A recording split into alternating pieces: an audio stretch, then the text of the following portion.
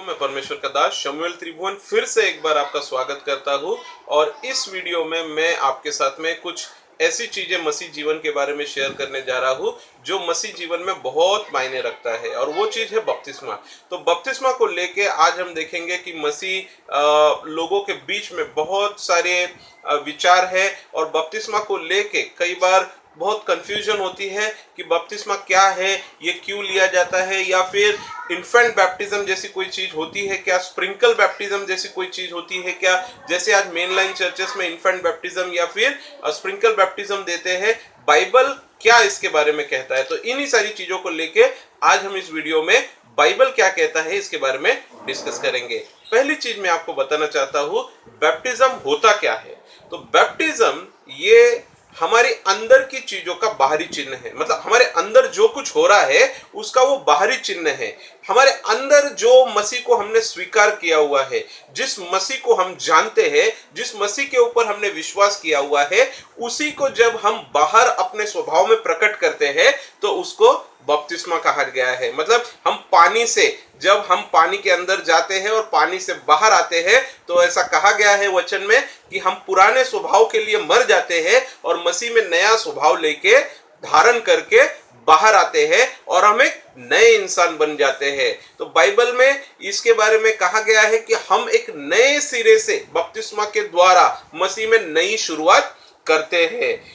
कुलुसियों की दूसरा अध्याय, कुलुसियों का दूसरा अध्याय 12वां वचन और पहला पत्रस इसका तीसरा अध्याय और 21वां वचन अगर आप पढ़ेंगे तो आपको ये चीज समझ में आएगी। दूसरी चीज मैं आपको इसके अंदर बताना चाहता हूं कि बपतिस्मा ये हमारी गवाही होती है। लोगों के सामने हम मसीह का अंगीकार करते हैं। पहले तो हमारा उद्धार होता है, मतलब जब हम मसीह को जानते हैं, मसीह के ऊपर हम विश्वास करते हैं और हम मसीह को अपने जीवन में जब स्वीकार करते हैं तो हमारा उद्धार होता है। जब हम पश्चाताप करके यीशु मसीह को अपने जीवन में आने का न्योता देते हैं तो हमारा उद्धार होता है। और उद्धार होने के बाद होती चीज है कि हम सबके सामने लोगों को गवाही देते हैं बपतिस्मा के द्वारा कि मसीह मेरा उद्धार करता है और मैं मसीह का हूं और मसीह मेरा है। तो ये बपतिस्मा लोगों के सामने गवाही होती है, जैसा कि गलतियों की पत्री 3 अध्याय और 27 वचन में कहा गया है। अब बपतिस्मा को लेके कई बार जैसे मैंने कहा कि भाई बैप्टिज्म मतलब स्प्रिंकल बैप्टिज्म या इन्फेंट बैप्टिज्म होता है क्या, तो इसके बारे में मैं आपको कुछ बताना चाहता हूं। बैप्टिज्म, ये जो बैप्टिस्मा जो शब्द है ये बैप्टिजो नाम के शब्द से आया हुआ है। ग्रीक में बैप्टिजो शब्द है और बैप्टिजो का मतलब होता है इमर्शन। इमर्शन मतलब डूबना या फिर डुबाना।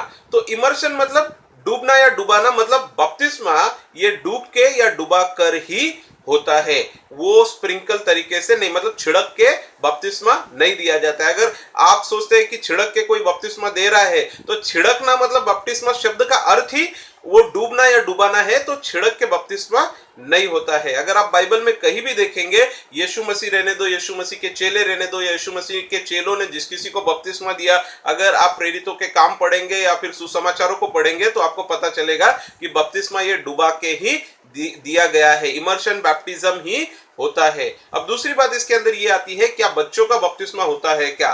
तो सीधी बात, बपतिस्मा तब होता है जब लोगों का उद्धार होता है। पहले उद्धार होता है, उसके बाद में बपतिस्मा होता है। उद्धार होना मतलब बाइबल कहता है कि जब हम मसीह को अपना उद्धारकर्ता करके स्वीकार करते हैं, अपने पापों का स्वीकार करते हैं, पश्चाताप करते हैं और मसीह को अपने उद्धारकर्ता के रूप में अपने जीवन में जब स्वीकार करते हैं तो हमारा उद्धार होता है। मतलब मसीह को हम अपना उद्धारकर्ता अपने जीवन में स्वीकार करते हैं, उसके बाद में बपतिस्मा होता है। तो बच्चे लोग, ये उनको पाप का ज्ञान नहीं होता है, ना ही उनको मसीह के विश्वास के बारे में ज्ञान होता है।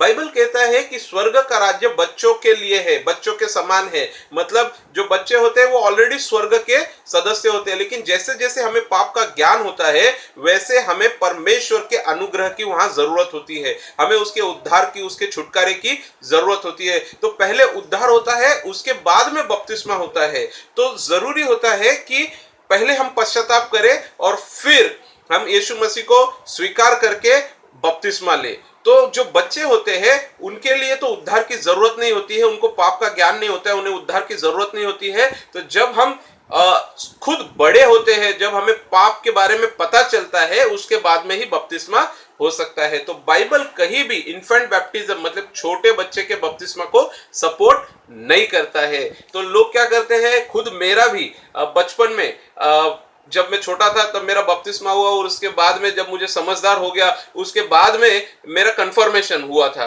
तो ये सारी चीजें गलत है।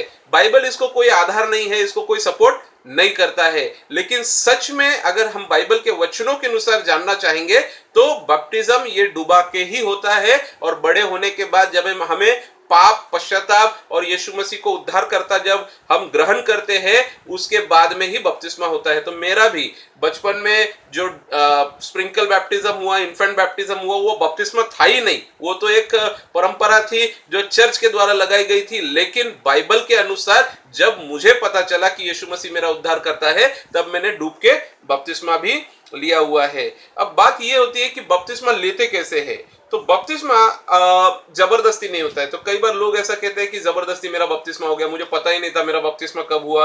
अब प्रेरितों के काम 8वें अध्याय और 36वें वचन में अगर आप पढ़ेंगे तो आपको पता चलेगा कि फिलिपुस ने एक खोजे का बपतिस्मा किया हुआ है, और खोजे ने अपने खुद के मर्जी से बपतिस्मा लिया हुआ है। बपतिस्मा किसी को फोर्स करके नहीं दिया जाता है।